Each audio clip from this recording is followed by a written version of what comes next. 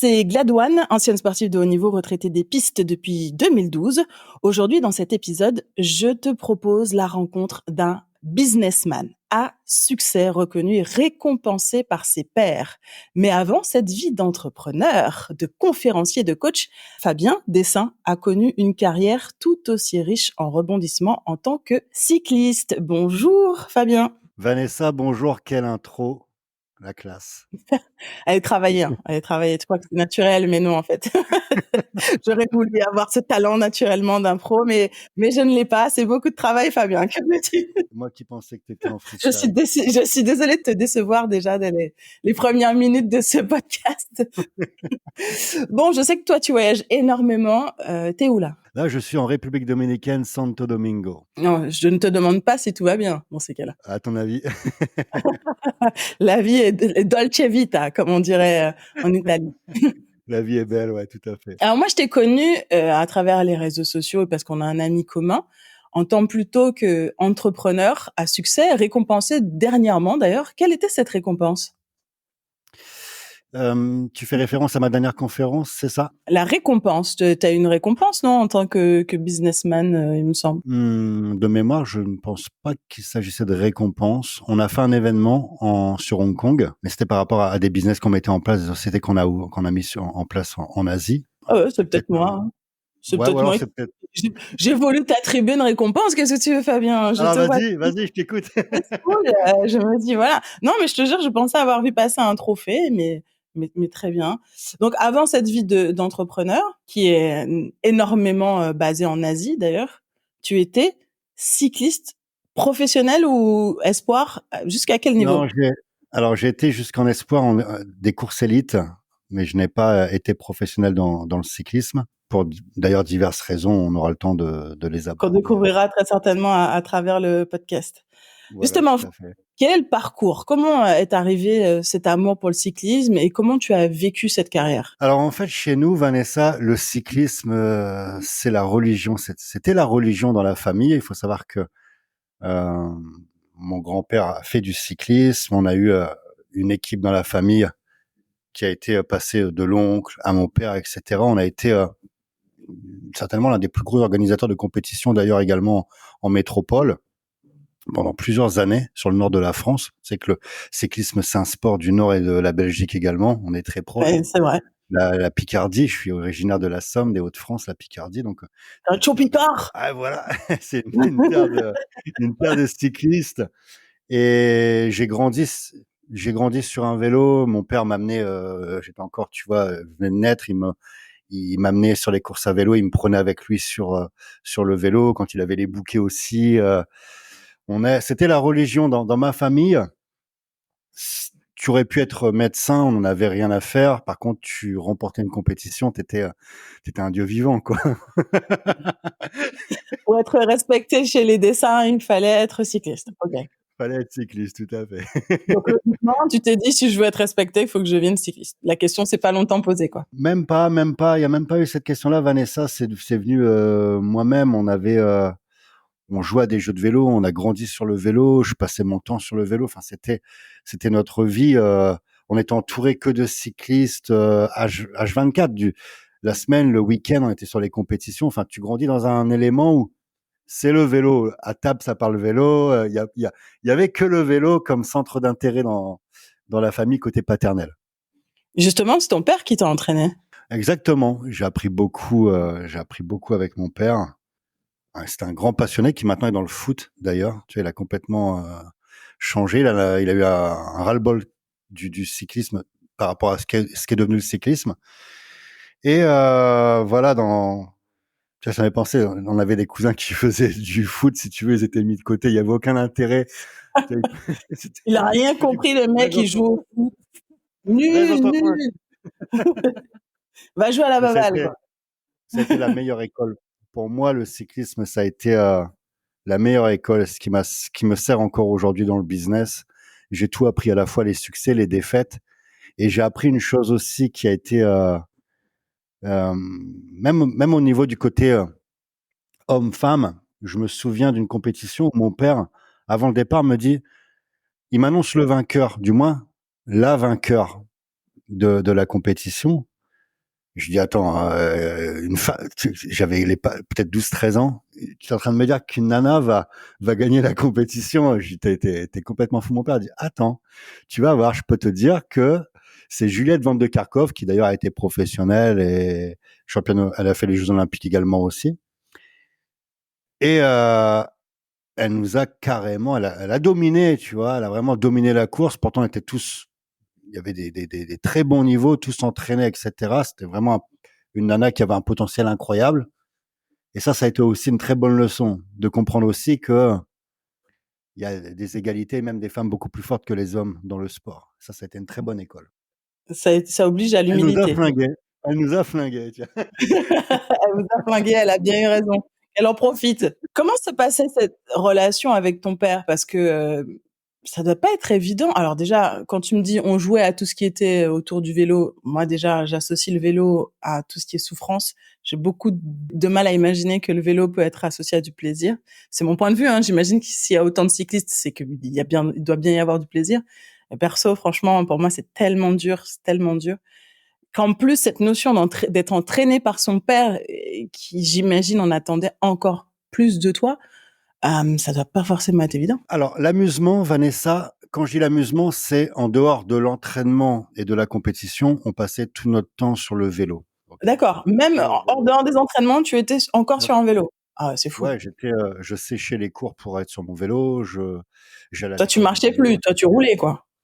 Ah ouais, c'était le vélo, tu voyais Fabien, tu voyais un vélo avec, quoi. Ça, c'était comme ça.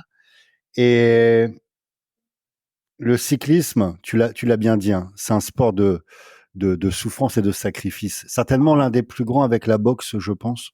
D'ailleurs, on est très apprécié. Il y a beaucoup de boxeurs qui auraient rêvé de faire du cyclisme et beaucoup de cyclistes, pardon, qui auraient voulu faire de la boxe. Et c'est un monde qui se rejoint sur pas mal de points.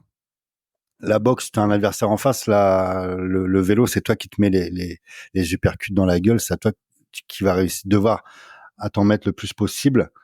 Et c'est un sport de souffrance, je suis totalement d'accord avec toi. Le froid, les entraînements, Il dure des heures, des heures, mon Dieu. ouais, t'es parti pour entre 3 et 6 heures de vélo quand tu fais un training. Donc c'est des heures dans le froid. Tu te doutes bien en plus que le froid déjà quand tu as la vitesse, c'est encore multiplié. Et alors mon père n'a pas joué le rôle d'entraîneur chez moi. Ma sœur s'est mis en couple avec un cycliste aussi.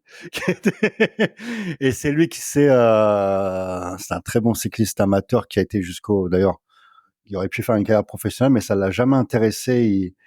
Il était, voilà, pour lui, le vélo, c'était un sport, mais en faire un métier, ça l'intéressait pas parce qu'il fallait passer par l'étape dopage. Il en avait conscience et lui, il était contre ça. Et c'était un potentiel, une machine de guerre. Il avait vraiment un groupe, une classe incroyable, un potentiel incroyable. Et c'est lui qui m'a pris en main au niveau training. Il y a des limites, si tu veux. Ton père peut te donner des conseils, mais tu sais, on n'écoute jamais son père comme on écoute une personne de l'extérieur. Ce que j'ai remarqué dans peu importe les sports. Donc, je suivais les conseils plus ou moins, mais jamais en training. Il s'est jamais occupé de moi au niveau entraînement, quoi. D'accord. OK, j'avais cru voir dans un article que c'était ton père qui t'avait entraîné, Non, mais non. Parfois, les d'accord. articles sont faussés. Il y a des choses qui sont faussées. Il y a pas mal d'articles, mais non, non, il y a. Ah ah, il y a des articles qui ont raconté des choses qui n'étaient pas vraies? On Ouais. va pas y revenir. Non, C'est non, mais mais parfois c'est déformé comme mon père n'a jamais été professionnel. Attention, il a des centaines et des centaines de compétitions, des places d'honneur, victoires. Par contre, il n'en a jamais fait son métier. Il travaillait à côté, quoi. comment est arrivée, l'envie d'arrêter alors? Parce qu'on a compris ton amour du cyclisme, d'où ça venait, on a compris que c'était une suite logique dans ta vie et à quel moment tu t'es dit: «Bon ben, je vais m'arrêter là»? Alors, il y a deux choses. Il faut savoir, je vais rebondir sur ce que tu as dit, la relation que j'avais avec mon père était très dure. J'étais vraiment élevé à la dure avec le vélo et d'ailleurs, je le remercie parce que si j'ai ce mindset-là aujourd'hui dans le business, c'est aussi parce que j'étais un guerrier dans le cyclisme. Euh, il faut savoir que dans ma famille, tu faisais une mauvaise course, c'était très violent, d'accord? Extrêmement violent, du genre, C'est tu quoi termines la violent? course dans le sens où, par exemple, tu termines ta compétition, tu as eu les grêles, et cetera, il fait très froid, tu termines la compétition, tu as fait un mauvais sprint, tu es mal placé, tu arrives à la voiture, tu crois te changer, on te dit, «Non mais là, tu changes ton t-shirt, tu repars en vélo, quoi». Donc tu te retapes après, tu as encore peut-être 80 bornes pour rentrer chez toi, tu les fais en vélo, quoi. Tu vois? Ouais, Et faut pas être puis, qu'à des fêtes. ah ouais, ça peut aller jusque, on n'est pas loin de casser ton vélo, t'es pas loin dans, c'est violent si tu veux. Mais voilà, c'était la famille, c'était comme ça, je regrette pas, on a tous une éducation. Moi, c'est une éducation qui m'a forgé, qui a fait de moi un dur. Et c'est ça qui est important. Dans le sport, il faut se faire mal, très très mal. Et il y a des profils comme le mien où tu marches. Moi, il faut aller me chercher au fond, si tu veux. Plus tu vas me piquer, il y a un moment où après les fils vont se toucher et là, je vais réussir à te faire quelque chose, un exploit, si tu veux, et ça fonctionne comme ça. Après, chacun est différent. Il y en a, ça va casser. Moi, au contraire, il faut me rentrer Il faut dedans pour rentrer qu'à un dedans. moment, voilà. Mais j'ai l'impression quand même que, au-delà de ce sourire Colgate, il y a un sacré caractère qui bouillonne, hein. Il faut du caractère dans le business, sinon tu te fais marcher dessus. Dans le business, tu es entouré de requins, donc faut pas se. Je suis quelqu'un de bienveillant, tu vois. Mais voilà, il faut pas dans le business, il faut pas se laisser marcher dessus, quoi. D'ailleurs, tu as eu une scolarité agitée. Alors, j'ai passé mon. Si on, si on aborde ce sujet-là, il faut savoir que j'ai eu une enfance assez compliquée. J'ai passé beaucoup de temps dans les tribunaux pour enfants, etc. Donc j'ai une scolarité qui était très agitée parce que je me suis retrouvé à vivre seul avec ma grande sœur, donc qui a fait ce qu'elle pouvait. Elle a fait le rôle de mère. Elle avait 17 ans, j'en avais 12, donc tu vois, elle n'avait forcément pas les mêmes. Le même poids que un couple de parents pour contrôler son frère. Donc, j'ai eu une scolarité très, très, très agitée, tout à fait. Ouais. C'est cette période-là, j'ai l'impression qu'elle a nourri ce que tu vis aujourd'hui. C'est-à-dire vraiment cette scolarité agitée, le fait que tu aies pas le choix de rebondir, que tu aies pas le choix de «survivre» entre guillemets, c'est ce qui fait que tu es l'homme puissant. Je sais que c'est un mot fort, mais j'ai envie d'employer Merci ce terme-là pour parler de ton merci pour ce succès. compliment. Si tu veux, j'ai commencé le business très tôt. J'ai commencé à l'âge de 12 ans. J'étais au collège, j'avais déjà la réputation. Mais qu'est-ce qu'on fait à 12 ans? Ben, tu rachètes, il y avait l'époque rap, c'était Secteur A, c'était Passy qui arrivait. Ben, dans le quartier, il y avait tous les darons qui avaient le Lacoste à l'ancienne. Donc, t'allais récupérer les anciens Lacoste, tu faisais de l'occasion. Parce qu'à 12 ans, t'as pas l'argent pour investir dans du neuf, donc tu fais des petits plans comme ça. Et j'étais toujours sur les plans, en fait. Il y avait quelqu'un qui cherchait quelque chose, j'arrivais à me le procurer pour me commissionner dessus. Les mangeurs de pierre, comme on dit, quoi. Finalement, ça a toujours été logique que tu sois dans le business. Il y avait pas d'autre voie. Il y avait deux choix, si tu veux. Et c'est ça, en fait, d'ailleurs, c'est intéressant que tu me dises ça, Vanessa, qu'on aborde le sujet. Il y a un moment dans la vie d'un sportif, ce qui va faire de toi un sportif professionnel, c'est jamais le plus talentueux, c'est jamais le plus fort qui devient professionnel, sauf, ok, t'as un Ronaldo, peut-être, un génie comme ça. Sinon, c'est toujours celui qui va réussir à un âge crucial à rester sérieux. On a tous autour de nous des mecs qui avaient le niveau pour être footballeurs professionnels et qui arrivaient à l'âge, on préférait les nanas, les sorties, etc. Moi, ça a été le business en fait. Mmh. J'étais à, j'étais à une période où soit je me concentrais à fond dans le sport, dans le cyclisme, il faut être un moine. Ceux qui réussissent d'ailleurs à passer professionnel, ce sont des moines. Moi, j'avais l'appât du gain, l'appât du business. Il fallait que je fasse de l'argent. D'ailleurs, c'était obligé. J'avais pas les papa-maman derrière. Et après mes 12 ans, 13, 14, donc logiquement, tu découvres quoi quand tu es originaire d'un petit quartier de province, mais qui ressemble à tous les quartiers de France? Les seuls mecs que tu vois faire de l'argent, ce sont ceux qui font soit de la contrefaçon, soit les stupes, ok? Ou t'avais un gars qui ouvrait un kebab à l'époque, c'était le mec qui réussissait à gravir les échelons, si tu veux, avec un snack, c'était déjà une très très belle réussite. Donc, tu prends modèle sur là, tu apprends comment faire de l'argent. Donc, logiquement, moi, j'étais entre le cyclisme et le business de rue, quoi. Donc, c'était deux domaines qui étaient difficiles à allier pour avoir la bonne hygiène de vie et avoir le bon équilibre, quoi. Mais j'ai eu une affaire de dopage qui m'a cette affaire de dopage qui a été la goutte d'eau. J'étais un peu en saturation dans le cyclisme. J'étais un peu en Il y a un moment où tu vois quand on t'en met trop, t'en fais trop, tu découvres en plus un univers dans le cyclisme. On va pas se voiler la face. Le dopage est omniprésent, surtout quand tu es issu d'une vraie famille de cyclistes. Tu découvres pas les produits dopants comme ça. Tu nais dans cet univers-là où t'entends parler, Tu grandis voilà, avec. t'entends parler de choses, surtout le nord de la France, il y avait beaucoup de chaudières dans le cyclisme. Donc, euh, Donc, tu t'es dopé, ouais, concrètement. voilà. En fait, j'ai eu une affaire de dopage. Euh, j'ai utilisé des produits dopants, ok, et j'ai été balancé par des personnes. Et donc, j'ai eu les douaniers de l'affaire Festina, ok, les mêmes douaniers qui ont fait l'affaire Festina avec Virenque à l'époque en 98, moi quelques années après, qui sont, j'étais encore lycéen, qui sont, j'ai eu une perquisition, j'ai eu de la prison avec sursis, j'ai eu une garde à vue de 96 heures qui a été poussée quand même pour essayer de me faire parler parce que si tu veux, connaissais tout le monde, donc voilà, ils savaient que je connaissais pas mal de choses, mais ils auront jamais réussi à soutirer quoi que ce soit. Et, euh, et donc ça a été mon premier, quand les gens me disent euh, mes premiers faits de presse, on va dire, les premiers passages à la télé, c'était pas été par des exploits sportifs ni par des réussites dans le business, mais par une condamnation, voilà, pour dopage. Et à partir de là, ça a été assez délicat, Vanessa, parce que dans mon seul objectif de life, c'était malgré tout quand même de faire carrière dans le cyclisme. Et là, du jour au lendemain, tu te dis, bon, je suis cramé, j'ai mauvaise réputation, je suis en saturation. Les effets secondaires aussi des produits dopants, ça on n'en parle pas, mais tu as les effets quand même quand tu prends quelque chose sur le mental. J'allais y venir, t'inquiète pas, hein. On n'est pas encore dans ton après-carrière, mais j'allais y venir. Et, On y et vient, donc, on y vient. Vanessa, je suis arrivé à un moment où je me suis dit, qu'est-ce que je fais de ma life?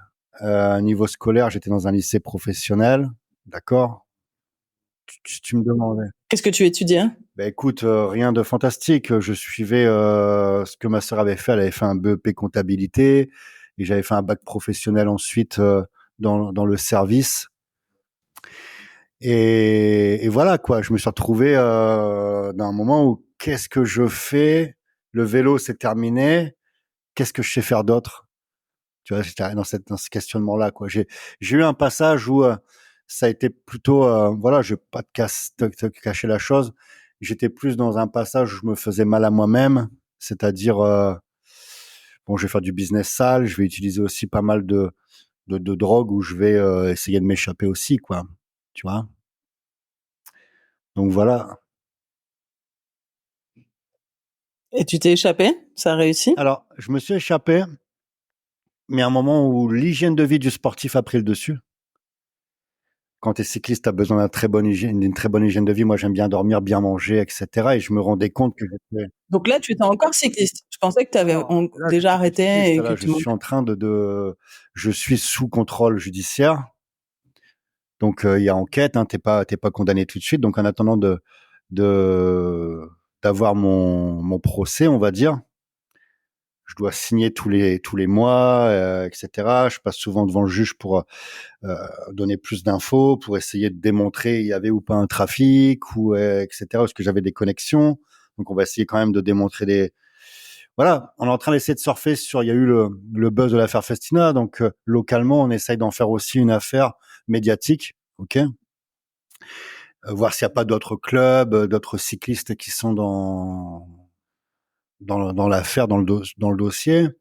Quand tu dis on, tu parles pas de toi, on est d'accord. Tu parles des médias qui s'intéressent à l'affaire. Alors pas les médias, mais la justice, les enquêteurs. La justice. Ok, Ouais, les très enquêteurs. bien. Et Vanessa, donc je me dis maintenant, la seule chose que je peux espérer, c'est essayer de... Alors, j'ai l'hygiène de vie du sportif qui revient.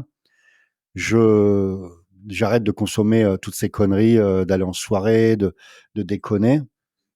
Et je me dis, il faut au moins faut que je réussisse à avoir au moins un bac professionnel. C'est pas grand chose, mais ce bac professionnel va me permettre peut-être de faire une entrée en fac. Et voilà, j'essaye de. À l'époque, à l'époque, il faut savoir que dans ma famille, on a une famille d'ouvriers.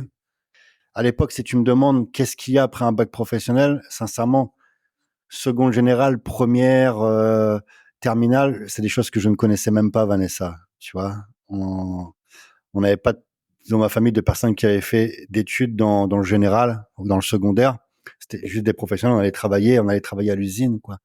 Et je vais passer mon bac professionnel pour. C'était pour essayer de faire quelque chose. C'est pas grand chose, mais au moins avec ce bac professionnel, je peux faire une entrée en fac et puis essayer de. Au moins avoir un petit truc en main, une Exactement. clé. Exactement. Et au moins avoir réussi quelque chose, même si c'est pas grand chose, mais avoir un bac professionnel. Et donc, je vais obtenir l'année de cette condamnation pour dopage. Je vais obtenir le bac. Je vais faire une entrée en fac.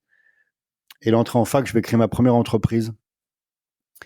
Ma première entreprise, parce que ce qui est intéressant, c'est parfois, il se passe des épreuves dans la vie où tu as l'impression, comme c'était mon cas, tu veux faire une carrière dans le cyclisme, mais en fait, la vie a prévu autre chose. Peut-être que ton chemin, c'est pas d'aller dans le cyclisme et de finir dopé et la barrière entre dopé et drogué, la limite est très souple et très fine. Et Et donc, peut-être quand on arrête le dopage, on devient drogué, alors, voilà, exactement, possiblement. ou peut-être même que de doper, tu passes à droguer quand tu commences à devoir te doper pour aller à l'entraînement ou à prendre des substances pour récupérer de la fatigue du produit que cela entraîne. Et en fait, à la fin, tu finis par te doper tous les jours et là, tu tombes dans un comportement de drogué. Et après, en fin de carrière, où les gars, beaucoup de cyclistes et de sportifs en général d'ailleurs, commencent à, c'est un peu ce que j'ai fait. Quand tu passes ta semaine à faire peut-être, je sais pas, 15-20 heures de sport dans la semaine intensive, où tu es aussi dopé hormonalement, tu vois les effets que le sport procure quand tu t'entraînes, les hormones, etc. Tu dois combler ça. Quand du jour au lendemain, tu t'entraînes plus, t'as plus ces bienfaits, donc tu vas aller chercher ça ailleurs. Et c'est là aussi que le sportif commence à se défoncer parce que il est à la recherche de ce qui lui manque, quoi. Et, Totalement. et tu connais, et il y a beaucoup de sportifs dans ce cas de figure. Mais dans mon cas de figure, là où je me suis dit, voilà, qu'est-ce que je vais faire de ma life? En fait, parfois, la vie, elle te met des obstacles sur ton chemin pour te réorienter vers une meilleure direction. Et ma meilleure direction, ça sera l'entrepreneuriat. Je réussirai des choses que tu vois, ce qui s'est passé, en fait, ça a été un bon choix. Plutôt que d'entamer une carrière de cycliste et puis de taper dans des délires qui m'intéressent pas, là, de me dire, l'entrepreneuriat, ça va être le moyen d'obtenir mes trophées. On va remplacer les trophées par le chiffre d'affaires, par la reconnaissance, etc. Et je vais monter ma première entreprise qui va devenir un succès la première année où je vais dépasser le million d'euros de chiffre d'affaires en partant de zéro, quoi. Un exploit de cycliste. Donc, dès le début, tu avais une vision très claire du sujet. Tu savais, tu t'es dit, OK, j'arrête tout.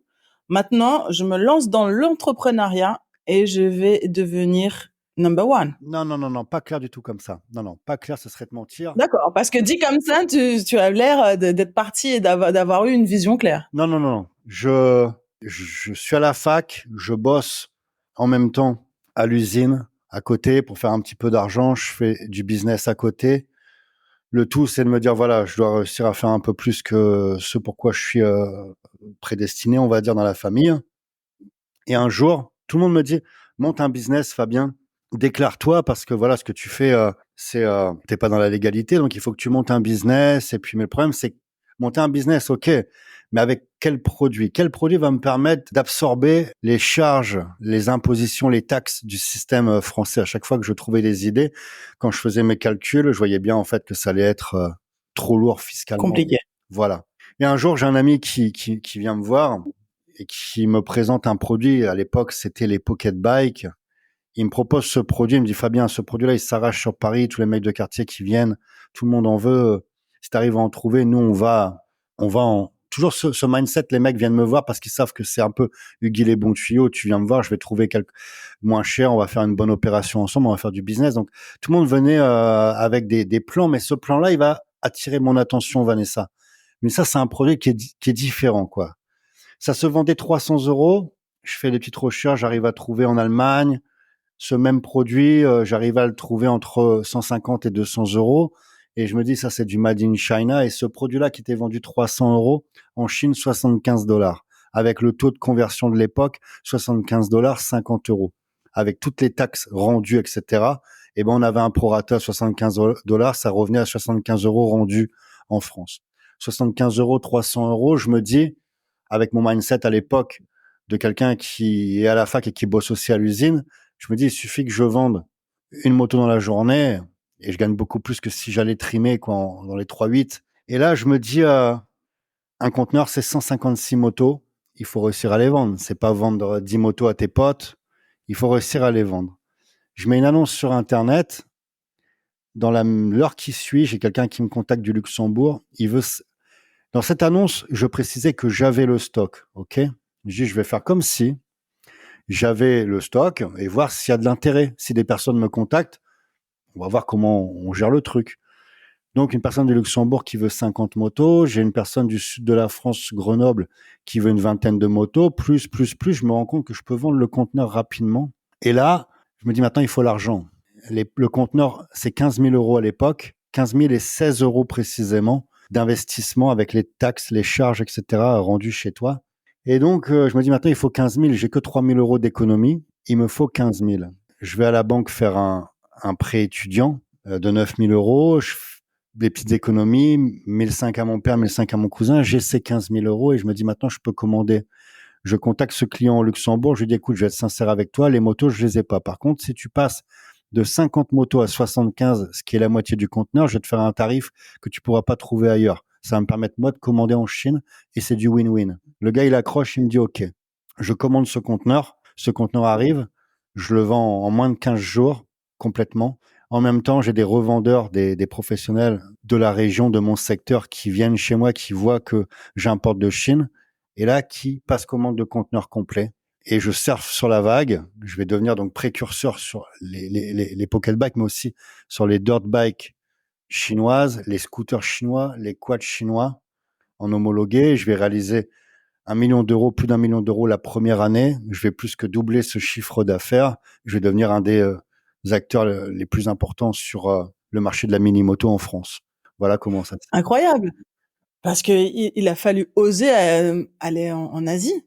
Je veux Ah dire, non, j'ai pas été en Asie. j'imagine J'ai que commandé sur parfois, Internet la première fois. J'ai pas été en Asie, ah Vanessa. oui, d'accord. Donc tu t'es pas rendu en Asie, Non, pris ton petit billet, y aller sur place, t'as commandé sur Internet. c'est encore Ah plus ouais, mais dangereux. il fallait C'est oser. encore plus dangereux de trouver Bah un ouais, c'est ce que fabricant. j'allais dire. Il fallait oser et mettre toutes ces économies sur un produit que tu n'as pas vu, tu sais pas s'il va arriver, tu sais pas si c'est une arnaque.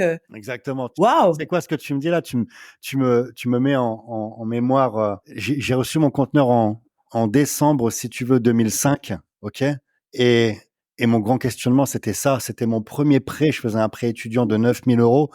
Quand t'as aucun revenu à part un petit peu de boulot à l'usine pendant tes vacances et une rentrée j'avais ma prime d'étudiant. Comment on appelle ça quand tu touches quelque chose quand tu es étudiant? J'avais 250 balles à l'époque. Une bourse Ouais, étudiante? voilà, j'étais boursier étudiant, boursier au Crous. Donc j'avais 200, j'avais le maximum, le palier maximum d'un étudiant et je me dis comment je vais faire si jamais la marchandise peut-être est de mauvaise qualité ou peut-être ça va pas se vendre. J'ai un prêt sur le dos. 9 000 euros, c'est une fortune quand tu es étudiant. Et C'est une fortune encore pour beaucoup de gens. ouais, exactement, exactement. Tu vois, j'ai tendance parfois à l'oublier quand on est dans le business, mais c'est une fortune pour beaucoup de gens. Je suis d'accord avec toi. Merci de me le rappeler. Et je me disais comment je vais faire. Comment je vais faire? Mais voilà, il faut prendre des risques dans la life et Dieu merci ma bonne étoile. Tu sais, j'ai ouvert mon premier magasin. J'ai ouvert mon premier magasin de 12 mètres carrés. C'est un magasin qui crache à peu près entre 10 et 15 000 euros par jour dans les bons jours. Et ce magasin de 12 mètres carrés, juste à côté, il y avait le Secours catholique. Je voyais, tu vois, les gens qui venaient pour des vêtements de seconde main ou autre. Ah, il y a de quoi relativiser, hein. T'as- Comment, combien de fois je remerciais ma bonne étoile, tu vois, et me rappeler aussi, ça me permettait de me rappeler aussi d'où je viens, voilà, estime-toi heureux, prie, remercie ce qu'il faut remercier parce qu'à côté il y a de la misère, quoi. Ça me permettait de garder les pieds sur terre. Justement, ton premier million que tu fais, comment un garçon des quartiers qui a galéré gère cette rentrée d'argent? Je réinvestis, je dors sur un T'as clic. pas tout dilapidé. C'est le Fabien qui vivait dans la night, qui avait une mauvaise vie entre guillemets, c'est-à-dire qui pouvait toucher aux drogues, etc. Là, c'était complètement fini et tu n'as pas eu Non, non, envie de du tout. dilapider. Non, non, du tout, parce que le Fabien, de toute façon, quand je dis la night, tu vas dans les clubs en Belgique, il y a rien de luxueux, c'est des supermarchés de la drogue à ciel ouvert. Donc, moi, c'est déjà très loin. J'ai une très bonne hygiène de vie à ce moment-là quand je monte mon entreprise. Je vais tout réinvestir je vais pas prendre de salaire pendant 3 ans. Je vais tout réinvestir parce que tu passes pas, attention, l'exercice, quand tu démarres avec 15 000 euros, que tu arrives à faire 1 million, c'est en réinvestissant, etc. C'est en étant vraiment, en serrant les fesses, en te privant. Je dors sur un clic-clac, j'ai pas de lit, je dors au-dessus du magasin. Je travaille, ma vie, je remplace les heures de vélo, les compétitions, les sacrifices que j'avais dans le vélo, je les mets dans l'entrepreneuriat. J'ai la même hygiène de vie, je me fais mal à la gueule comme un cycliste et je vais tout réinvestir. Et je me souviens, j'ai acheté ma télévision. Je regarde pas la télé, moi, tu vois, mais j'ai acheté une télévision pour mettre de la musique en fond. Je l'ai acheté au bout de la 2e année, je crois, de business, où j'avais l'impression de faire quelque chose de mal. C'est la première fois que j'ai acheté quelque chose qui n'était pas en rapport avec mon entreprise. Tu t'autorisais à acheter une télé et tu t'es dit, t'abuses, Fabien. Ouais, un écran. Après, ça dépend de la taille de la télé. Si elle faisait la moitié du mur aussi. Ouais, voilà, en fait, c'était un écran, tu vois, un peu moins de 1000 balles, mais tu vois, tu peux avoir un écran beaucoup moins cher. Pourquoi prendre un écran à 1000 balles? Et je me souviens, j'avais mon pote avec moi qui avait perdu son père, qui avait perdu son beau-père, qui avait sa mère malade en fauteuil d'une sclérose en plaques et qui me disait, Fabien, écoute, tu fais du business, c'est bien, mais c'est pas, je me rappelle cette phrase, c'est pas avec ton costume en sapin que tu vas pouvoir profiter du cash que tu fais, quoi. Mais je lui ai dit, mais écoute, j'ai l'impression que si j'achète cette télé, si dans quelques mois j'ai besoin d'argent dans ma boîte, c'est pas ce que j'ai mis dans cette télé qui va me servir, quoi. Et C'est de l'argent perdu. exactement. Mais par contre, après, avec le temps, les années, je vais, euh, je vais un peu tomber dans le bling bling. Porsche, Carrera, classe S, maison de maître, etc. Où là, par contre, je vais oublier un petit peu mon humilité du départ, quoi. Et quel regard tu poses sur ce Fabien de cette époque? Euh, Cette époque, alors c'est très simple. Je vais pas oublier d'où je viens, mais je vais oublier que la vie elle est dure pour beaucoup de personnes de là où je viens. Tu vois la subtilité. Je vais avoir ce mindset où dès lors que tu viens me voir si tu fais pas de cash, c'est que t'es ouais, on va dire, j'avais l'impression un peu j'avais chopé la grosse tête, manque d'humilité. Et pour moi, t'étais un mauvais si tu savais pas faire de l'argent. Donc, quand j'avais des revendeurs qui venaient me voir, qui me disaient le mois il est dur, etc. J'avais un peu cette tendance à prendre les gens de haut. Écoute, le mois il est dur, tout le monde cartonne, etc. C'est toi, remets-toi en question, etc. Donc, je vais commencer à claquer beaucoup, ouais, avoir un petit peu la grosse tête. Et là, bonne leçon de mindset pour ceux qui nous écoutent et qui nous regardent. La vie, quand elle te donne quelque chose, c'est une histoire de cycle, ok? On a tous des cycles. Et moi, je pars du principe que lorsque tu fais tout bien, etc., tu as ce que tu mérites. La vie te met sur ton chemin des opportunités, à toi de les saisir. Mais par contre, si tu deviens une mauvaise version de toi-même, on va te le reprendre tout de suite. Et là, après plusieurs années, Pour toi, la vie, c'est la méritocratie. alors la méritocratie, c'est un terme où parfois j'ai un peu de mal parce qu'en France, la méritocratie, c'est souvent des fils à papa, des fils d'héritiers qui l'emportent sur la Non, dans le méritocratie. sens où tu as dit, si tu travailles dur, tu as ce que tu... En fait, finalement, tu as ce que tu mérites dans les deux sens. Tu travailles pas dur, tu as le résultat de ton travail ou Oui, pas. oui, mais si tu veux, la méritocratie, pour moi, juste pour finir, si tu veux, en France, j'ai l'impression qu'il y a une chose qui l'emporte sur la méritocratie, c'est la personne là d'où tu viens, d'accord? Quand tu hérites, etc. C'est l'héritage. Voilà, ça l'emporte sur la méritocratie parce que on a des limites. T'as beau bosser à fond, en vouloir à fond. Moi, on m'a refusé mes prêts bancaires parce que j'étais fils d'ouvrier. Et il n'y avait pas de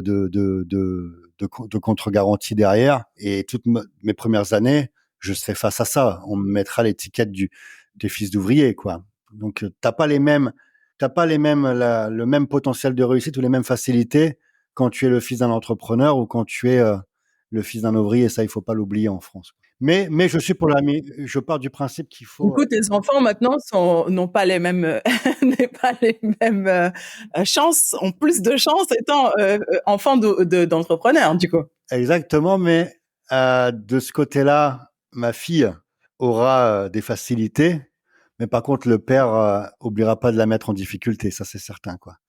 Faut pas. Bon, Et, j'espère qu'elle écoute le podcast, comme ça elle est au courant. ah, mais Elle ma petite, est un peu jeune pour l'écouter. elle est déjà formée au niveau du mindset. Je lui apprends les difficultés de la vie, ça c'est très important, quoi.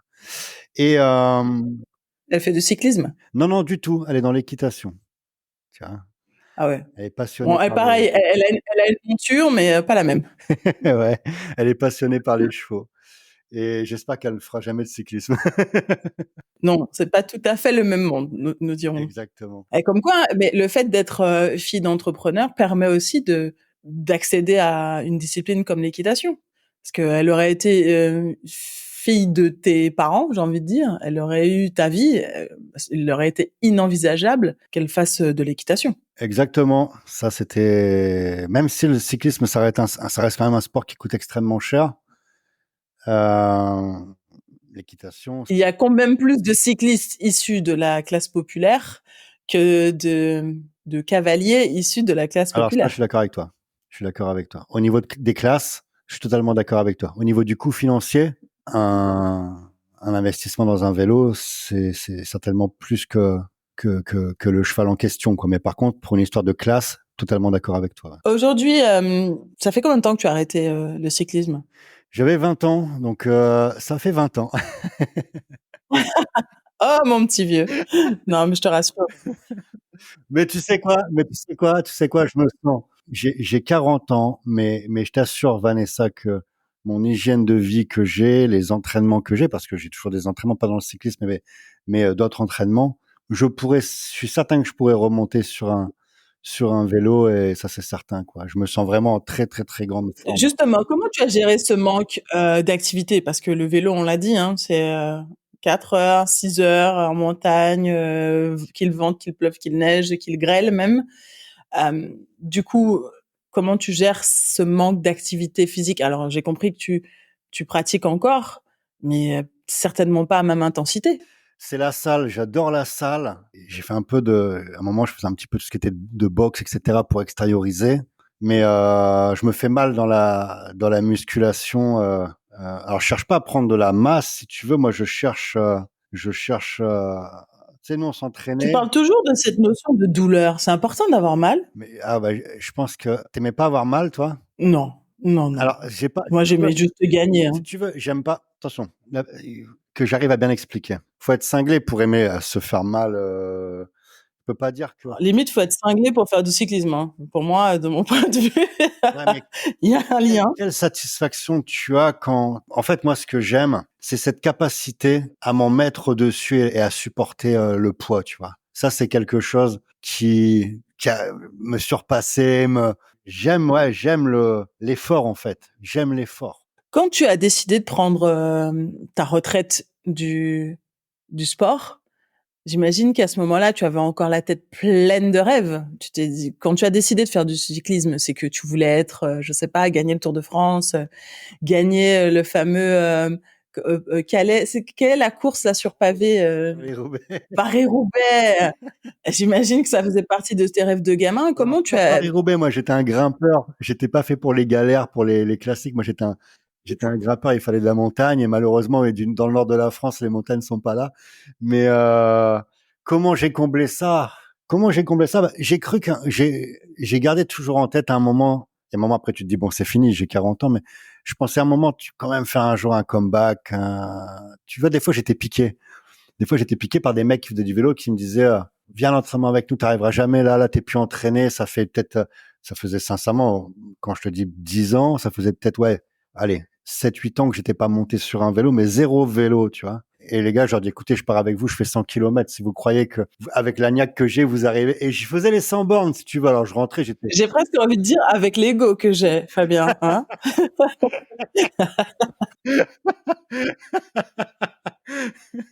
On laissera les Ah, auditeurs je juger. sens qu'à travers ce rire, je n'ai peut-être pas tort. Laissons les auditeurs juger. Non, mais en même temps, pour réussir, enfin, l'ego peut avoir une connotation négative pour beaucoup. Pour moi, ça ne l'est pas. D'autant que tu peux pas demander à un sportif de haut niveau de ne pas avoir d'ego. Enfin, pour moi, c'est irréaliste d'imaginer qu'un sportif de haut niveau n'a pas d'ego. Moi-même, il était inimaginable de voir mon nom à côté d'une mauvaise perf.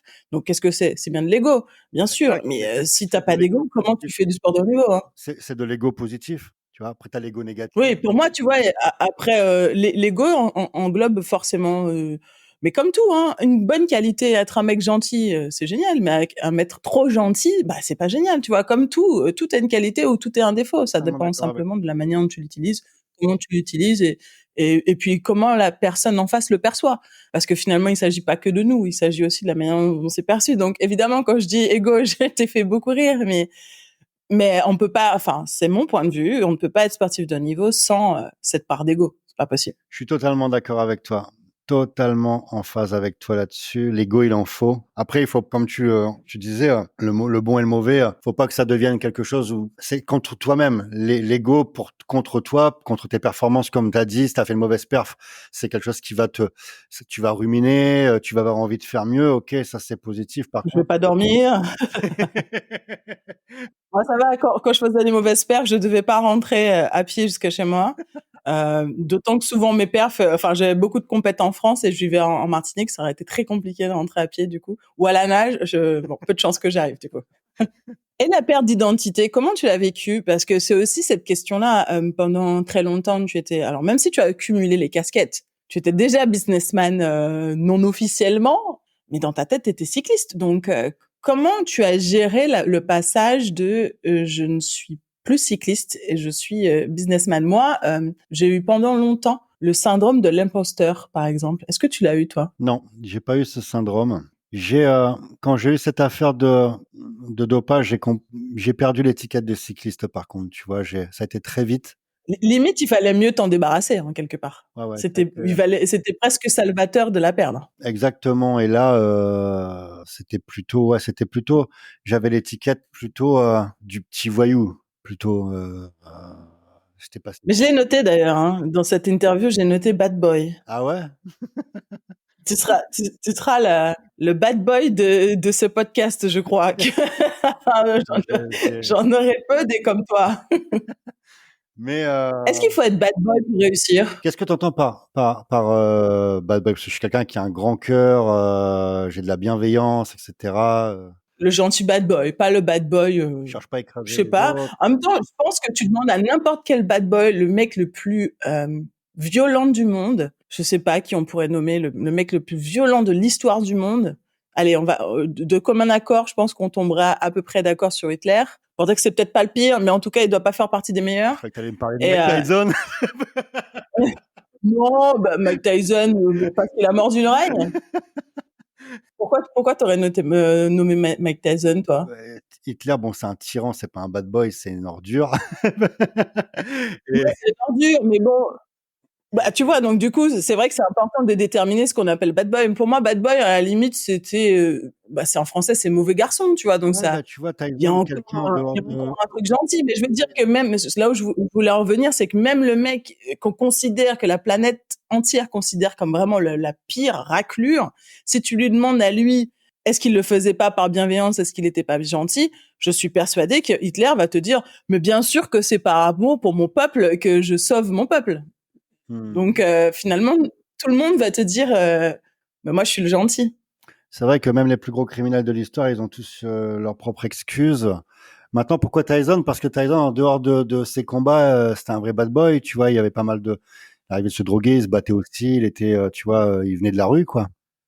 Et pourquoi? Alors, tu me dis, est-ce qu'il faut être un peu bad boy pour réussir? Non, je pense pas. Après, c'est la vie, elle fait. Il y a un mec qui m'avait dit une très belle phrase une fois. L'humain ou l'homme, il est ce que l'on en fait, quoi. En fait, je vais comparer un homme à un chien. Tu m'excuseras, mais un chien, c'est pareil. T'en fais ce que tu veux. Tu peux en faire un chien très gentil, un chien très méchant. Ça va dépendre dans quel contexte il va grandir, ce que tu vas en faire, je pense. La comparaison, elle a un D'accord. quand même, Je pensais qu'il y avait je pensais que tu allais continuer ton explication. Oui, non, mais bien sûr, le contexte dans lequel un adulte ou un humain évolue influence forcément sa personnalité. Maintenant, une personnalité, de mon point de vue, ça change. Et d'ailleurs, je le vois au cours de mes consultations. Une personnalité, c'est simplement une émotion qui devient une humeur, parce que l'émotion entretenue devient l'humeur devient une personnalité, eh bien, devient une autre façon de vivre, un autre fonctionnement.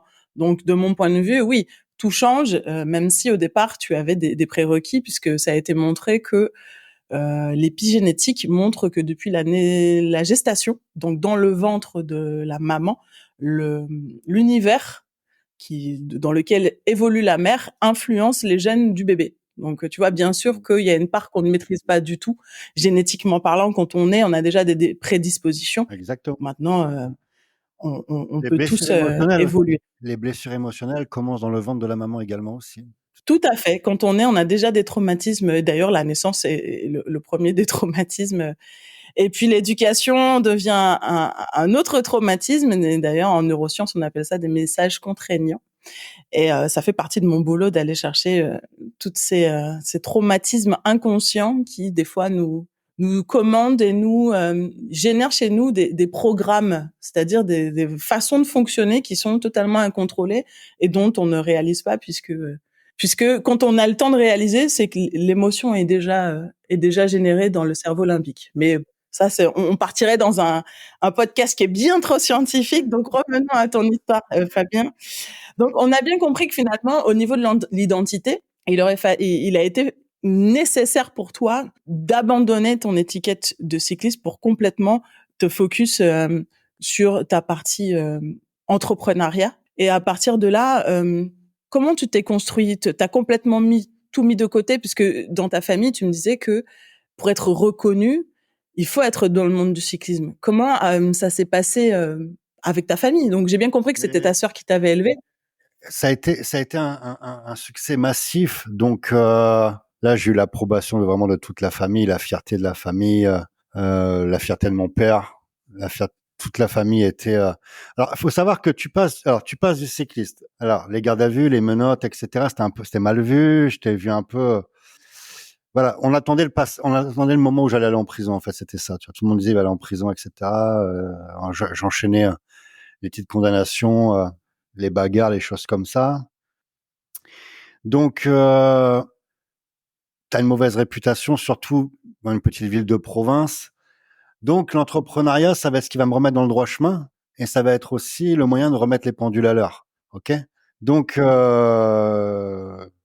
que je vais traîner cette histoire de dopage, parce que j'ai importé des produits dopants en étant cycliste, donc je garde cette étiquette. J'ai une condamnation pour importation et utilisation de produits dopants. Donc après, je lance un business dans l'importation. Je suis fiché comme quelqu'un qui a fait des stupes. Donc tu te doutes bien que tous les conteneurs que je vais faire venir au départ vont être bien épluchés. D'accord? Je vais être enquêté de A à Z, parce qu'il faut savoir aussi que quand tu passes d'un logement social à quelqu'un qui a des condamnations, à l'entrepreneur qui fait des millions, il y a quand même un exercice qui est intéressant où là, les mecs vont se dire, attends, le mec, il blanchit, le mec, il magouille, etc. C'est pas possible il vient d'un bac professionnel, il vient d'un logement social, il devient importateur de Chine, il fait 1 million, 1,5 million, 2 millions. La logique des médiocres, ça va être justement de démontrer que il y a de la magouille, qu'il y a du blanchiment, qu'il y a de la drogue, etc. Donc, brigade financière, enquête, contrôle fiscaux, je vais en avoir régulièrement. Je vais toujours être clean de chez clean, parce que j'ai toujours bossé en étant clean. Et voilà, quoi. Il va falloir aussi... ça a été une période compliquée aussi, parce que tu te dis...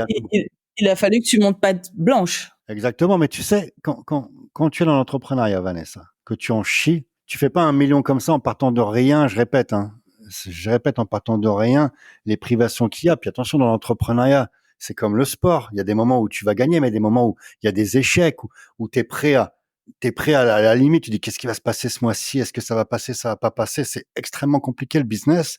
Et à côté de ça, tu te dis, attends, je prends pas de salaire. Et pendant 3 ans, je me suis privé. le résultat. Mais tu prends pas de salaire, tu vis de quoi dans ces cas-là? Mais j'avais une URL, donc bien entendu que je pouvais passer, comme je louais au-dessus du magasin, je dormais au-dessus du magasin et puis mes repas, j'ai passé en charge fixe, si tu veux. Le Fabien de l'époque, j'avais peu de vêtements, j'étais vraiment, j'avais pas ce, je vivais pour mon entreprise, j'avais pas de véhicule. J'ai acheté mon premier véhicule, c'était une camionnette pour mon entreprise, donc avant de devenir l'entrepreneur à succès que je suis, c'était un style de vie qui était très très très humble, très simple. Hein. C'était quoi le plus compliqué à cette époque? Le plus compliqué à gérer, ça va être de se dire attends, j'ai la réputation d'un.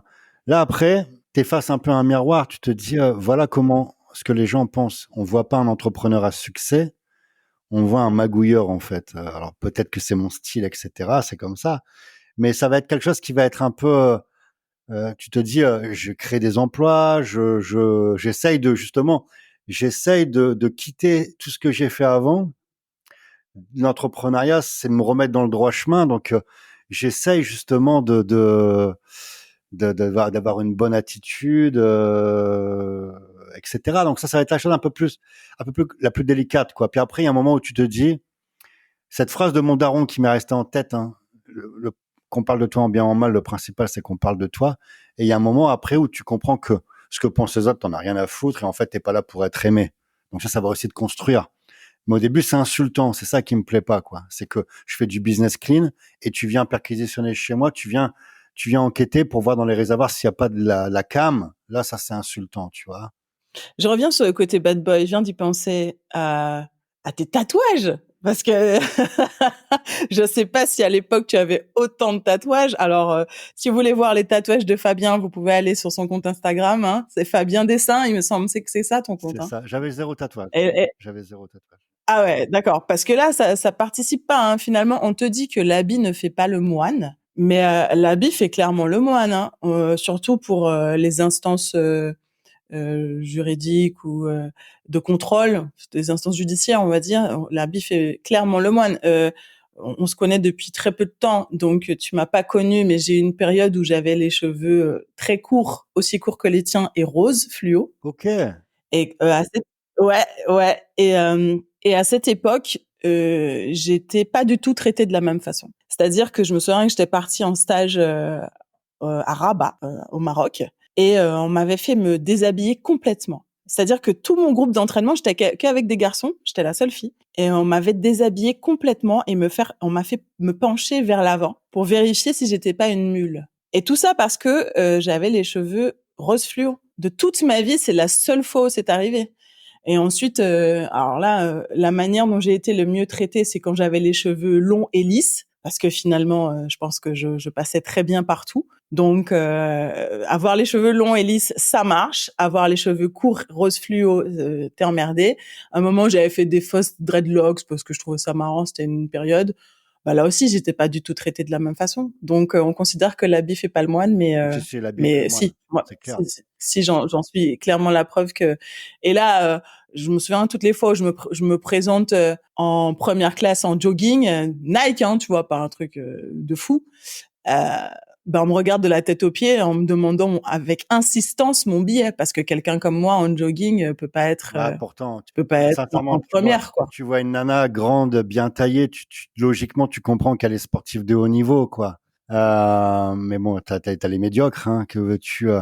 Maintenant, regarde, les tatouages, les tatouages. Regarde un mec comme Beckham, il est tatoué de A à Z et c'est un gentleman, tu vois. Donc, moi, quand je mets mes costards pour mes 3 pièces pour les conférences, il y a que ce tatouage-là qu'on voit, mais la tenue l'emporte sur les tatouages et c'est des choses que je ferai avec le temps.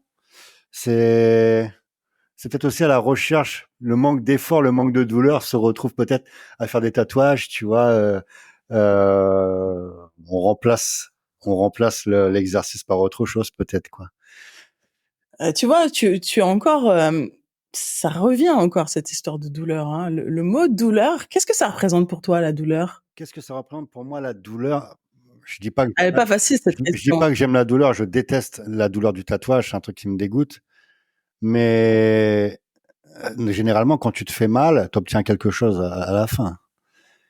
Toi qui étais sportif, tu ne peux pas avoir de grosses perfs, devenir un grand champion s'il n'y a pas la douleur. C'est impossible. C'est peu probable, en effet. En revanche, entre toi et moi, j'ai un seul tatouage au poignet, tu vois. Tu me dis que tu détestes la douleur du tatouage. Ton dos en est plein, tes bras aussi, ta nuque. C'est étonnant que Ah, tu me dises non, que non, tu détestes. je déteste. J'aime le tatouage, je déteste la douleur. Tu vois, et plus le temps passe, moins je supporte l'aiguille. Le dernier que j'ai fait au cou. Non, non, non, j'ai pas de plaisir. J'ai aucun plaisir dans. Tu vois, il y a des mecs qui me disent, moi, j'aime bien me. Les mecs qui vont dire, moi, j'aime bien me faire mal. Non, moi, j'aime pas avoir mal. Je suis pas fou. Par contre, j'ai une satisfaction Du résultat. du résultat, d'encaisser, tu vois. Par exemple, le cyclisme, un entraînement, il commence à neiger, tout le monde rentre, moi je vais rallonger d'1 heure parce que là, je sais que je suis en train d'être plus dur que les autres. Et ça, c'est quelque chose qui m'excitait, si tu veux. J'allais chercher l'excitation là-dedans, quoi. Qu'est-ce qui t'excite? Le fait de gagner? Le fait d'être meilleur? Non, pas forcément, parce que j'ai été beaucoup battu dans plein de choses, mais le fait d'être psychologiquement ou mentalement plus fort, ça, ouais, ça m'excite, tu vois. De me dire, toi tu rentres, ah il fait trop froid, etc. Et moi c'est ça qui va faire la différence. Je vais avoir envie d'y aller en fait. De te surpasser? Ouais, tout à fait. 20 ans plus tard, quel bilan tu fais de ton après-carrière? Ah quel bilan. Et qu'est-ce que tu dois à la manière dont ça s'est passé? Mon bilan après carrière, des hauts, des bas, des succès, des échecs. J'ai appris la résilience, j'ai appris le rebond. J'ai une grande satisfaction au niveau de la sagesse que j'ai réussi à acquérir. J'ai réussi à un peu canaliser les mauvais démons, canaliser ces énergies qui en moi, et je travaille encore pour le canaliser. Maintenant, je ne suis pas, je pense que je suis encore loin d'avoir fini le chemin que j'ai emprunté. Donc, je me pose pas vraiment de questions sur ce que j'ai réussi à faire pour moi. Ce qui est fait est fait. Voilà, on est dans l'instant présent et essayer d'avoir de la vision sur le futur. Donc, j'apprends de mes erreurs du passé. J'ai fait beaucoup d'erreurs. Tu sais, par rapport à ce que tu as dit, on garde des séquelles, on est câblé par rapport à notre enfance, notre éducation, et puis on évolue aussi comme ça. Donc, je me rends compte que j'ai aussi dû solutionner pas mal de choses de, de mon côté, et c'est venu aussi certainement impacter les choix que j'ai fait dans le business, des stratégies ou autres. Donc j'essaye aussi d'avancer, d'apprendre là-dessus, quoi. Tout à l'heure, on parlait des conséquences du dopage et éventuellement des effets secondaires. Tu en as, toi? Non, du tout, du tout. Je suis en très très bonne santé. Je fais des checks réguliers. Je suis suivi par des médecins pour justement, maintenant 40 ans, moi je suis dans une recherche de performer, de perdurer le plus longtemps possible. Donc, non, non, je suis en très très bonne santé, Dieu merci. Je touche du singe. Dit-il en se touchant. Et au niveau rythme de vie, parce qu'un sportif de haut niveau, c'est une vie particulière, est-ce que tu penses finalement que tu l'as complètement compensé par le rythme de l'entrepreneuriat? Il y a beaucoup de salariés qui nous écoutent, qui se rendent pas compte de ce que c'est l'entrepreneuriat. Moi-même, pendant très longtemps, j'étais salariée. Je suis entrepreneur depuis peu de temps, même si ça fait ça doit faire 7 ans maintenant que j'ai des consultations, tu vois. Je le faisais pas à plein temps. Mon premier métier, c'était journaliste. Aujourd'hui, mon premier métier, c'est coach et thérapeute. Donc même moi, je découvre le rythme de vie de l'entrepreneuriat et je me dis qu'il faut une sacrée endurance. Exactement, exactement. Là, à l'échelle internationale, je fais du business international, donc je suis souvent en Asie et mon business est en Europe, en sachant que je vis également sur Saint-Domingue. Là, j'ai dû faire depuis le début d'année, j'avais calculé entre 22 et 25 vols, les conférences quand je tourne en Asie. Donc, c'est le rythme de vie d'un sportif. C'est pour ça d'ailleurs que je garde cette hygiène de vie. Et pour ma part, tu peux pas réussir dans l'entrepreneuriat. Pour moi, le métier de l'entrepreneur et le métier du sportif de haut niveau, c'est la même chose. Tu dois avoir la même hygiène de vie, tu dois bosser ton endurance, tu dois avoir tes D'où périodes ma de question. récupération. Voilà, tes périodes de récupération. Et j'ai la vie de quand j'étais cycliste, hein, tu vois, je fais attention et je prends du plaisir comme ça. Tu vois, ça m'arrive de faire des excès dans la bouffe. J'adore bouffer, attention. Mais après, je me mets dans le droit chemin, quoi. Je bois du vin, y a pas de souci, quoi. Mais je garde une hygiène de vie parce que je sais que ça va si je force un petit peu trop, je sais que je vais le payer dans ma récupération. Donc, tu es obligé, si tu veux performer, d'avoir une très bonne hygiène de vie. Dans un des podcasts précédents, notamment d'Elvire Teza, on parlait du changement de physique, du fait que c'est pas forcément évident à appréhender, le corps qui change. Enfin, toi, tu as arrêté en espoir. Donc, c'est vrai que il y avait peu de chances que ton corps ne change pas. En espoir, on sait Alors, d'ores et déjà qu'on n'a pas alors, atteint son corps si tu d'homme. veux, je peux te surprendre. Ah, On parie un restaurant que tu vas être très, très, très surprise, tu vois. Si je t'envoie une photo, tu vas pas me je, reconnaître. je sais pas dans quel pays, du coup, parce que entre moi en Afrique et toi à Si Saint-Domingue ou en l'occasion, Asie, si l'occasion, si on l'occasion, fera on fera un resto visio, mais si l'occasion se présente, parce que je sais que je vais gagner. Si tu veux, je bon, t'envoie. je choisis le pays alors, je choisis le pays. Si tu veux, Ça me coûtera moins cher dans une certaine partie du globe. c'est une question qui est importante parce que je sais pas parler de moi, si tu veux, Vanessa. Mon affaire de dopage, elle est due aussi parce que je suis né avec une maladie prénatale. Ma mère est tombée malade, donc elle avait la salmonelle. Je suis né avec la salmonelle et j'ai perdu du poids les 2 derniers mois de naissance et je vais traîner, si tu veux, un problème de croissance. Donc je vais peser 54 kilos jusque après ma carrière d'ailleurs, jusque mes 27 ans. Jusque mes 27 ans où là, je vais dire, je vais commencer la musculation, je vais m'alimenter, je vais, je t'envoie la photo ou pas? Allez, envoie. Mais donc du coup, là, 27 ans, tu étais déjà plus cycliste, on est d'accord? C'était C'est plus plus, mais ça va pas, moi, je vais pas changer physiquement. Au contraire, le sport me permettait d'avoir un plus gros appétit et de manger un petit peu. Là, je vais même perdre un petit peu de poids. Je vais être à 56 kilos. On croit, enfin, je pour combien? 56 kilos pour un mètre combien? 1m80, tu vois.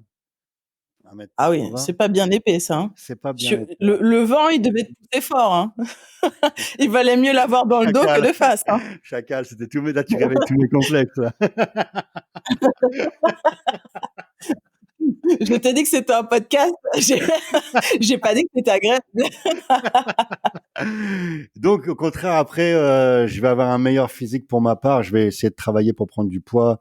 Je vais monter à, je sais pas beaucoup, je vais être à 80 kilos, tu vois, mais non, au contraire, c'était bénéfique. J'étais pas épais. Tu sais, quand t'es grimpeur dans le vélo, tu fais 55 kilos. Alors sur un vélo, c'est sympa. Mais quand tu mets des vêtements, c'est triste, quoi. T'as qu'à voir les cyclistes, de toute façon, quand ils mettent un costard, t'as l'impression que c'est des. C'est vrai qu'un cycliste en tenue de cycliste, ça ne choque personne. Un cycliste en tenue de ville, là, tu te dis le pauvre, il faut lui donner à manger. Exactement. Tu sais, je regardais le nombre de calories, un entraînement d'hiver, simplement l'entraînement d'hiver, t'es à 4-5 000 calories de cramé quand tu vas faire ta grosse sortie. Mais déjà, en mangeant, déjà essayer de manger tes 5 000 calories par jour. Là, c'est les calories qu'il va falloir combler. Bah, c'est compliqué, 5000 calories par jour. Je me souviens à l'époque, Rudy Gobert, parce que moi j'ai connu Rudy Gobert avant qu'il soit drafté en NBA, et il essayait de se remplumer, tu vois, avant de partir en NBA. Il faut qu'il puisse encaisser des coups. Et il avait il y avait un nutritionniste, non pas un nutritionniste, il me semble qu'il y avait quelqu'un qui venait à domicile pour le nourrir afin qu'il ait le nombre de calories nécessaires. Et c'était très compliqué, il me disait, pour avoir déjà le nombre de calories Mais et deux, déjà les avoir 3000 ingurgiter. calories par jour. Déjà, il faut déjà bien manger. Alors après, ouais, Et des bonnes calories, hein, parce qu'il s'agit exactement, pas d'enchaîner exactement. des pizzas et McDo et repizza et re-McDo. Exactement. Alors les gars vont te dire oui, mais tu dois t'alimenter quand tu es sur le vélo, il faut t'alimenter. Un entraînement d'hiver, c'est pas du blabla. Les chiffres que je te donne, c'est Jean-Jacques Menuet qui est nutritionniste du sport. Je sais pas si tu connais, qui est pour ma part, l'un des meilleurs nutritionnistes, qui a été médecin d'ailleurs pour les équipes cyclistes type Cofidis, etc. Un ami, quelqu'un que j'apprécie Mhm. vraiment, qui me disait bah tu dois t'alimenter sur le vélo, etc. Mais en fait, t'as des manques, c'est pas possible de combler 5000 calories dans la journée, c'est impossible. Même après en prenant des checks, etc. c'est trop lourd, quoi. C'est pour ça que les mecs il y a zéro, ils sont très très secs en masse graisseuse, ils sont très très bas, quoi. Ils arrivent à baisser en dessous du 8 en masse graisseuse, c'est incroyable, quoi. 8%. Et aujourd'hui, par rapport à ta maladie congénitale, comment tu te sens? Comment tu vas? Ah, j'ai toujours été, moi, je suis toujours en bonne forme. C'est juste un combat, pour prendre du poids. C'est très, très, très difficile. Alors, je peux te manger ce que tu veux. Ok. Donc finalement, tout va bien à tous les niveaux. Si quelqu'un, j'ai deux questions. Si quelqu'un s'apprête, alors toi, ton arrêt de carrière a été quand même un arrêt assez, c'est particulier. On ne va pas le conseiller, mais si tout, avec le recul, qu'est-ce que tu souhaiterais dire aux cyclistes qui, de toutes les façons, un jour vont arrêter leur carrière? Qu'est-ce que j'aimerais dire aux cyclistes, à tous les cyclistes, et notamment à tous les sportifs de haut niveau dans certains sports. Je vais pas mettre tous les sports. Il faudrait peut-être quand même poser les couilles sur la table et officialiser que tout le monde se charge la gueule, quoi. Que tout le monde utilise des produits dopants. D'ailleurs, on a tendance à ne pas dire se charger, on appelle plutôt se soigner, que ce soit pour récupérer, que ce soit pour améliorer les performances. Voilà, le dopage est omniprésent partout, la société est comme ça. Il y a un moment, il faut arrêter de se voiler la face, de faire les mecs surpris quand il y a un contrôle ou autre. Dans le foot, c'est c'est pareil que dans le cyclisme, c'est pareil que dans la boxe. Tu les mets dans le même panier. Voilà, dès qu'il y a du business, dès qu'il y a de l'argent, dès qu'il y a de la performance, dès qu'il y a de la récupération, dès qu'il y a de l'ego aussi, il y a l'obligation, l'envie d'améliorer ses performances. Et voilà, c'est. Alors, je vais quand même rétablir la vérité. Moi, de l'ego, je valide, j'en ai eu. Le dopage, j'ai jamais touché. Et pour le coup, pour plein de raisons. Très, très honnêtement, personne m'a jamais approché pour me dire, au fait, j'ai un truc pour te soigner ou autre. C'est jamais arrivé. Ensuite, le dopage, mine de rien, alors, c'est ce que j'ai entendu dire, ça coûte cher quand même. J'ai jamais eu les moyens, ne serait-ce que d'envisager de me doper. Et puis bon, après, pour évidemment des raisons éthiques, j'ai jamais eu envie de me doper. Mais il existe quand même des sports. Je pourrais pas. Je suis obligée de contredire le fait que s'il y a de l'ego, il y a du dopage. Non, alors j'ai peut-être été un petit peu Ouais, large. t'as été un peu radical, on va dire. Mais prends en considération, ma chère Vanessa, prends en considération qu'il y a, comme tu l'as dit, des disciplines qui sont différentes. Il y a un championnat du monde de pêche. Je pense pas que les mecs ont besoin de se charger comme un cycliste ou un boxeur, ok? Et il y a aussi le sexe. Je pense qu'il y a beaucoup plus de dopage dans le sport masculin que le sport féminin. Ah ouais, d'accord. Mais il y a du dopage également dans le sport féminin, mais pas à la hauteur du sport masculin, quoi. Il y a le côté financier aussi. Tu sais, il y a un moment où on va te dire, on renouvelle. On va prendre l'exemple des cyclistes. Les mecs sont en CDD tout le temps. Les gars sont en CDD. Des fois, c'est 2 ans, 3 ans. Ils n'ont peut-être même pas accès au crédit pour certains parce qu'ils sont en précarité dans leur sport. Où on va leur dire, voilà, c'est le moment, c'est l'année où tu vas te renouveler. Les enjeux financiers sont pas les mêmes, Vanessa. Tu as quand même plus de poids financier dans le sport masculin que féminin. Il y a une trop grosse différence de gains financiers. Et parfois, ça peut pousser aussi les personnes à se dire, écoute, ok, je vais passer dans le dopage parce qu'il faut peut-être que je renouvelle mon contrat. Il faut peut-être aussi que tu rentres dans le jeu, en fait, tu rentres dans le système. Pour toi, qui dit sport business, dit forcément qu'on les pousse à se doper. Je veux pas dire que tout le monde est dopé, je peux pas dire ça, mais pour toi, il y a de grandes chances, s'il y a du sport business, qu'il y ait du dopage là-dessous. Alors, il y a le sport. Alors, quand il y a de l'argent en jeu, des gros contrats, tu as des besoins de performer aussi. Tu es en contrat, tu as signé un contrat, tu es passé professionnel, c'est ton job, tu as des responsabilités. Non, mais je comprends la logique, hein. C'est juste que mais pas que l'argent, je préfère être mais pas que l'argent, parce qu'il y a des mecs dans le sport amateur qui se chargent aussi. Il y a des courses cyclistes en UFOLEP, les mecs se chargent la gueule pour un panier garni à 20 balles, mais ça n'empêche pas que les mecs se chargent aussi. Donc là, on est plus peut-être Bah, alors ça, c'est plus une histoire de culture du vélo, pas que de gain, tu vois. pas que de culture, mais parfois c'est peut-être aussi c'est pas tous qui vont se charger, mais certains vont se charger. Et là, on est peut-être plus dans l'ego, tu vois ce que je veux dire? De vouloir performer, de vouloir être meilleur, de vouloir. Quand on arrive à vouloir être le champion de ton village, c'est quand même une question d'ego, je pense. C'est pas une question de financier parce qu'il y a rien à gagner, mais tu vas être le premier de la coursette du dimanche. Tout comme, je prends l'exemple du cyclisme parce que je les connais, mais dans le bodybuilding, les salles de sport, j'ai eu un complexe de salles de sport, donc je connais très bien. J'ai organisé des compétitions strongman internationales. D'accord, j'ai d'ailleurs été le premier à l'ouvrir aux féminines, strongman féminines. J'ai organisé 2 internationales. Et pourquoi tu l'as pas appelé Strong Woman? Tu l'as appelé Strongman féminine. Allez, Mais enfin, les féministes. mais qu'est-ce que ça veut dire? Parce que il y avait 90% de participants masculins et que vous étiez en minorité, mesdames. Bah oui, mais il fallait simplement y ajouter en Strong Woman, Strong Man féminine. Non, mais on Non, a non, non, inventé un j'ai nouveau pas, non, truc. non, non, regarde, non, non, non, non, là, j'ai pas mis Strong Woman féminine, c'était compétition Strongman et il y avait Strong Woman. C'est que moi, je te dis, je l'ai ouvert aux féminines et Bon, ça va, non, non, non, non, ça va. là-dessus, j'ai grandi entouré de femmes, donc là-dessus, tu pourras pas me faire passer pour un misogyne.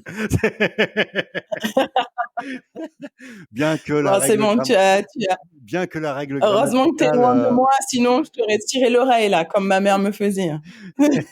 bien que la règle grammaticale dit que le masculin l'emporte sur le féminin, la compétition, c'est à mon tour de te. Mais non, mais c'est toi qui as dit, j'ai inventé Strong Man féminine. C'est ça, je En fait, répète, non. hein. Alors, si j'ai dit j'ai inventé, je me suis un peu, comment dire. Non, tu as dit, j'ai ouvert, Ouais, non, mais non, je non, pense, non, non. J'ai été le premier à ouvrir cette compétition aux femmes. Si tu veux, en France, il n'y avait pas de strong woman, de compétition pour strong woman. J'ai été le précurseur avec Bruno Zambé, qui est le champion du monde de développé couché. D'ailleurs, je pourrais te donner ses coordonnées si tu veux faire une interview sympa. Et donc, avec grand plaisir. on a mis en place les compétitions strongman. Et tout ça pour te dire que voilà, dans le sport de la musculation, le fitness, il y a ceux qui font du bodybuilding, qui se dopent parce que c'est leur métier, mais t'as combien? T'as 80% des mecs qui se chargent, qui ne font pas de compétition. Et c'est omniprésent, le dopage dans les salles de sport. Donc là, on n'est pas dans du financier, on est peut-être plus dans l'ego, tu es d'accord avec moi? Le mec qui veut avoir je sais pas, qui veut faire des belles performances dans une salle de sport, qui veut améliorer sa. Je suis complètement d'accord avec toi, hein. Je ne reviens pas sur le fait que j'en ai parlé tout à l'heure. Pour moi, tu fais du sport de haut niveau parce que tu as de l'ego qui te pousse à le faire, hein. Je veux dire, c'est tellement compliqué de faire du sport de haut niveau. Il faut avoir une force interne, il faut avoir quelque chose qui te pousse assez à te lever pour aller affronter l'hiver, peu importe ce que tu vas affronter, mais il faut avoir la ressource nécessaire qui est assez puissante pour le faire. En revanche, là où je mets un bémol, c'est que c'est pas parce que tu as cet ego-là que tu vas aller au dopage. C'est là où je mets, où tu vois la nuance. Tout à fait d'accord. Et c'est pour ça que je te dis qu'il y a quand même cette culture cyclisme où en athlée, il y a beaucoup de gens qui se sont pas dopés alors qu'on avait tous envie de gagner. Alors que tu me dis que même en amateur, chez le cycliste, on va se doper, tu vois. Donc il y a quand même une notion supplémentaire où Ouais, mais là, tu le vas fait parler de de l'athlétisme prendre français, quelque par exemple. chose. Tu vas parler de l'athlétisme français. Si tu prends l'athlétisme Ah bah, mondial, les, pour le coup, c'est ce que voilà. je maîtrise. Je maîtrise l'athlétisme français. Je me suis entraînée aux États-Unis. De ce que j'ai vu, je ne peux parler que de ce que j'ai vu. Les Américains avec qui je me suis entraînée se dopaient pas. Maintenant, je n'étais pas H24 avec eux. Il y en a aucun qui est tombé pour dopage avec qui je me suis entraînée. Donc, j'ose croire qu'il y avait quand même des cleans et que l'athlète, oui, bien sûr qu'il y en a deux trois qui sont tombés pour dopage. Globalement, si tu dois choisir un sport, c'est pas le sport dans lequel on va se tourner. Quoique, c'est vrai qu'après le cyclisme, je sais pas quel sport arrive en numéro 2. Faudrait regarder, Je tiens. vais défendre les cyclistes là. C'est les contrôles. Si tu fais des contrôles, la même quantité de contrôles dans le cyclisme que tu fais dans le tennis, tu verras qu'il y a plus de dopage dans le tennis, quoi. Donc, il faut prendre aussi le prorata du Je peux pas nombre. parler d'un truc que je connais pas et sans faits et sans chiffres, tu vois. Mais, Je vais mais, défendre le mais dans tennis. l'idée, je C'est le sport vois ce que tu veux dire. c'est le sport le plus contrôlé. Donc, logiquement, tu as un pourcentage. Si tu ferais la même chose dans le football, crois-moi que il y aurait beaucoup plus En tout de. cas, pour un sport que je maîtrise bien, c'est l'athlé. Et pour le coup, l'athlé, il y a beaucoup de contrôles inopinés, notamment Mais de toute avec façon, la FLD, où c'est pas tu es obligé compliqué. de Les contrôles, c'est une chose. réaliser. Les contrôles, c'est une chose. Si tu es dans le dopage, tu utilises des substances qui ne sont pas encore, recherchées, etc. Donc ça, Et qui sont pas encore sur la liste des produits dopants. Mais voilà. bah oui, parce que tu peux être contrôlé positif qu'il y a un produit qui est sur la liste Et et que ensuite, même et même tu as des seuils, Vanessa. Tu as des seuils. Tu as un il taux, y a des seuils, tu as un taux évidemment. d'hématocrit. Si tu dépasses pas le pourcentage d'hématocrit, si on ne trouve pas une trace que tu as eu une prise d'érythropoïétine, eh ben tu seras pas détecté. Et idem avec la testostérone, etc. Idem avec plein de choses. Donc euh, moi, c'est très simple. Au niveau d'un physique, il suffit de voir un physique. Je vois les nanas dans l'athlétisme même aux États-Unis, comment elles sont musculairement. Tu vois très bien qu'il y a de la prise d'anabolisants. Ça, c'est logique. Par rapport à nos athlètes françaises, tu vois bien qu'il y a une différence, quoi. Possible. Je peux pas. Je maîtrise très mal le sujet du dopage, je l'ai dit. Et c'est un sujet compliqué pour moi parce que je peux pas incriminer quelqu'un tant que les faits sont pas avérés, tant que finalement il y a une substance qui est présente mais qu'elle reste en dessous du seuil accepté et que ça reste légal. Tu peux pas le considérer comme dopant. Tu peux évidemment qu'il y a des gens qui ont eu des avertissements. J'en connais qui ont eu des avertissements parce qu'ils avaient un seuil plus élevé que la normale et pour autant était et flirtait avec la légalité. Mais il faut bien un seuil à un moment donné, il faut bien que ça reste légal. Donc pour revenir à toi, parce qu'on est parti sur le sujet du dopage, toi finalement, si tu devais faire un résumé de ton deuil, parce qu'il s'agit de ça aussi, le deuil du sportif de haut niveau, perso, les auditeurs le savent, ça a été une partie compliquée de ma vie. C'est pour ça d'ailleurs que je suis celle que je suis devenue aujourd'hui, que je suis devenue coach et thérapeute, pour qu'ils gagnent du temps, parce que moi ça a mis du temps et si on peut aller plus vite c'est mieux. Euh, Quel bilan tu fais du deuil? Est-ce que tu as eu un deuil à faire? Ouais, j'ai eu un deuil. J'ai eu un deuil que je me rappelle parfaitement. Ça a été la sortie de ma garde à vue. Sortie de ma garde à vue, j'avais 96 heures, assez quand même, assez, assez bien poussé, on va dire, pour essayer de me faire parler, etc. Donc, ça avait été un choc aussi parce que je savais, je- est-ce que je vais aller en prison ou pas?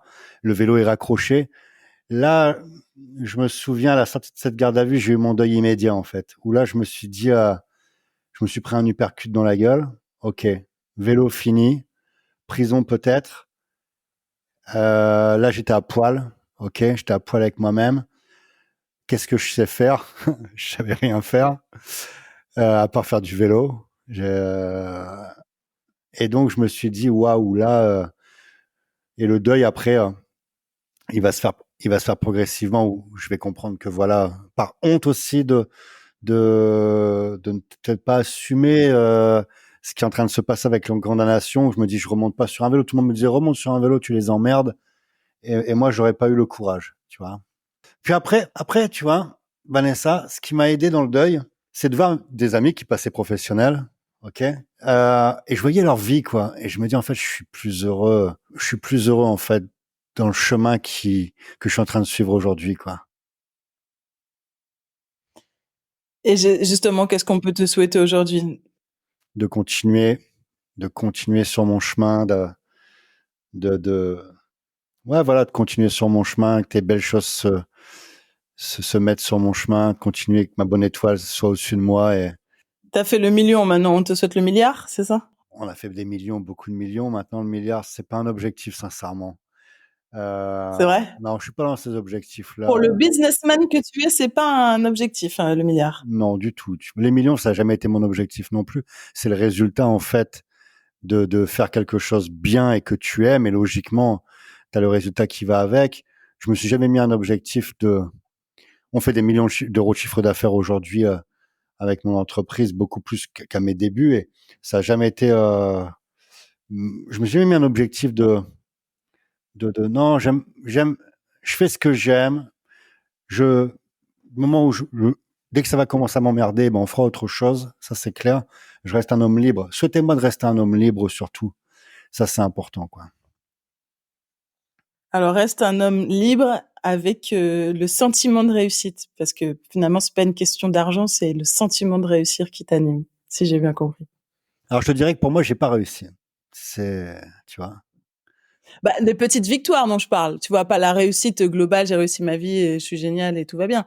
C'est petites réussites si je me suis fixé ça comme objectif et donc j'y suis parvenue, etc. Puisque tu parlais bien du fait que le milliard ne se faisait pas rêver, ne se faisait Non, pas ça paraît pas. courir, te Regarde, lever le je matin. pense notamment, on va prendre rapidement.